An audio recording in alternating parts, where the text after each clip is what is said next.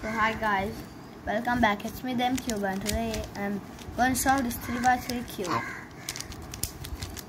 Looking all scrambled. Okay. 3, 2, 1.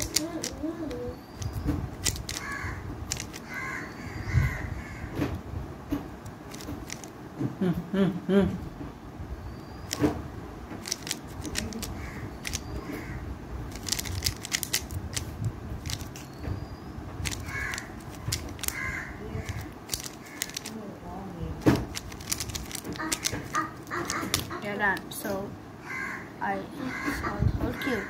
Hi guys, welcome back, and it's me the M Cube. Today I'm going to solve a cube and teach you how to solve the cube. Okay. So the first thing we do is to make the white cross. We make the white cross with matching edges and centers. The next thing to do, insert the F12 slots.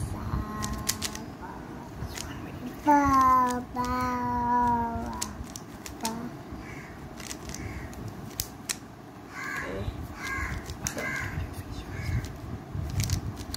So once we finish the F12 slots, we do the last layer and you're done.